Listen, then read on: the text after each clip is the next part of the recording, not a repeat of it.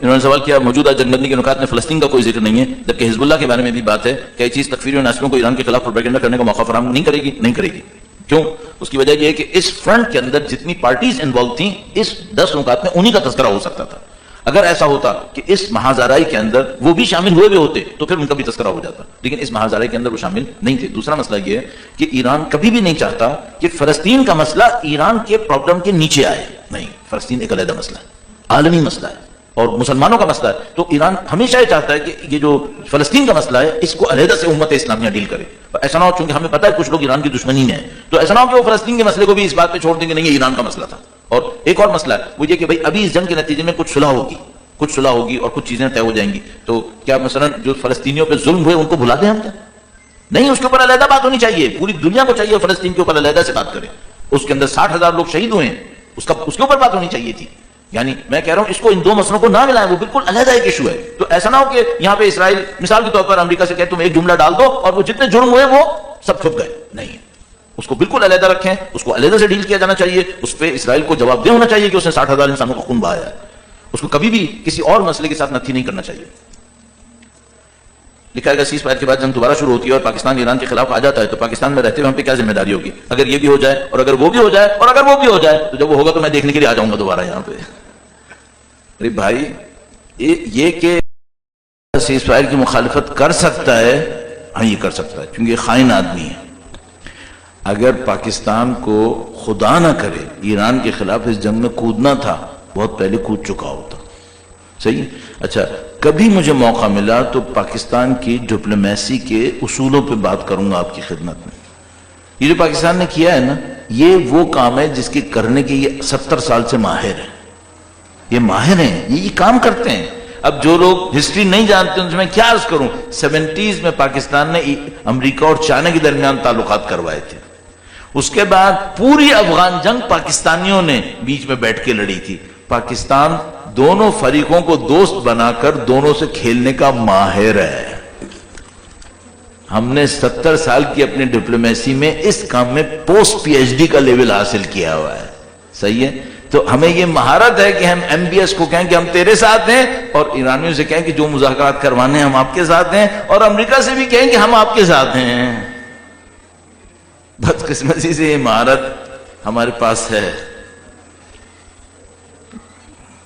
یہ شرائط گویا شرائط صلح امام حسن سے مشابہ لگتی ہیں، اس کے لیے بہت ٹیڑھا اینک چاہیے جس کو یہ لگے، ورنہ یہ ہرگز اس سے مشابہت نہیں رکھتی۔ سارے 10 نکات وہ ہیں کہ جو ایران نے لکھ کے دیے ہیں، ایران نے لکھ کے دیے ہیں۔ اچھا، آپ کہیں گے وہ کبھی بھی پھر سکتا ہے، ہاں بالکل پھر سکتا ہے، ہم تو پہلے دن سے کہہ رہے ہیں پھر سکتا ہے، لیکن ایک بات ہے، اب آپ پوچھیں گے میں نے کیوں کہا ٹیڑھی اینک سے؟ یاد کرنا امام حسن علیہ السلام کی مظلومیت کیا تھی، ان کا ساتھ دینے والا لشکر تھا کیا؟ نہیں۔ ساتھ دینے والا عوام تھی کیا؟ نہیں، مظلوم اکیلے تھے۔ یہاں 40 دن سے پوری عوام سڑکوں پہ کھڑی ہے۔ جس دن اس نے کل کہا کہ میں پلوں کے اوپر بمباری کروں گا، ایرانی ہاتھ پہ ہاتھ ملا کے پلوں پہ کھڑے ہو گئے، آؤ بمباری کرو۔ اگر اس مظلوم امام کے پاس ان کے آدھے لوگ بھی ہوتے نا تو یہ صلح نہیں ہونی تھی۔ امام کی مظلومیت کو میرے سامنے مت کہیں کہ میں بیان کروں، بہت مظلومیت تھی امام کی۔ اگر مولا امیر المومنین کے ساتھ وہ مظلومیت نہ کرتے تو کیا امام حکمیت قبول کرتے؟ کیا نہیں، ساتھ نہیں دیا لوگوں نے۔ چھوڑ دو برادر، اتنا ہم نے اپنے اماموں کو مظلوم دیکھا ہے کہ ہمارا امام 10 سال جیل میں اور ہم باہر زندگی گزار رہے ہیں، اتنا مظلوم کیا ہم نے۔ اس خاطر خدا نے ہمیں غیبت کی سزا دی ہے کہ تم نے اتنا بے بس کر دیا امام مظلوم کو، تو وہ مت اس سے مقابلہ کرو، وہ امام کی مظلومیت کچھ اور ہے۔ کیا اب دوبارہ جنگ شروع ہونے کا اندیشہ ہے؟ ہاں اندیشہ ہے۔ ذمہ داری کیا ہے؟ وہی جو رہبر ہم سے چاہتے ہیں۔ رہبر ہم سے کیا چاہتے ہیں؟ 3 پوائنٹ۔ خدا سے رابطہ مضبوط کرو، جتنا کر سکتے ہو زیادہ کرو، قرآن، معنویت، نماز، عبادات۔ نمبر 2، اپنی فیلڈ میں بہترین بن جاؤ۔ کوئی بچہ یہاں پہ آئی ٹی کا ہو، اکاؤنٹس کا ہو، مینجمنٹ کا ہو، فزکس، کیمسٹری، میتھمیٹکس، فلسفی، ہسٹری، سوشالوجی، بہترین بن جاؤ۔ اس کو ہم کیا کہتے ہیں؟ ایکسیلنس، بہترین انسان بنو۔ نمبر 3، کیریکٹر دکھاؤ، ڈگنیٹی۔ معذرت کے ساتھ کمینہ پن مت دکھاؤ، کریکٹر دکھاؤ، ڈگنیٹی دکھاؤ. آپ یہ 3 کام کر لو، یقین مانو آپ جمہوری اسلامی کے سیدھا ہاتھ بن جاؤ گے. آپ امام کی نصرت کرنے والوں میں سر فہرست آ جاؤ گے اگر یہ 3 کام میں کر سکا. نمبر 1 اپنی معنویت کو بہتر کروں، نمبر 2 اپنے فن کے اندر بہترین انسان بن جاؤں، اور نمبر 3 وہ یہ کہ کردار میں عظمت دکھاؤ، اعلیٰ انسانی کردار لے کر آؤ.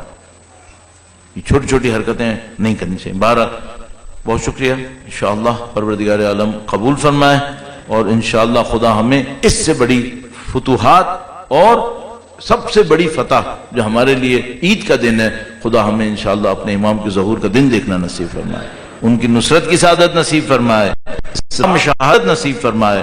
تمام شہداء کے درجات کی بلندی کے لیے، جو بیمار ہیں زخمی ہیں ان کی شفا یابی کے لیے، لشکر اسلام کی مزید طاقت توانائی کے لیے، اور کفر کی قطعی بربادی کے لیے درود بھیجیں محمد و آل محمد.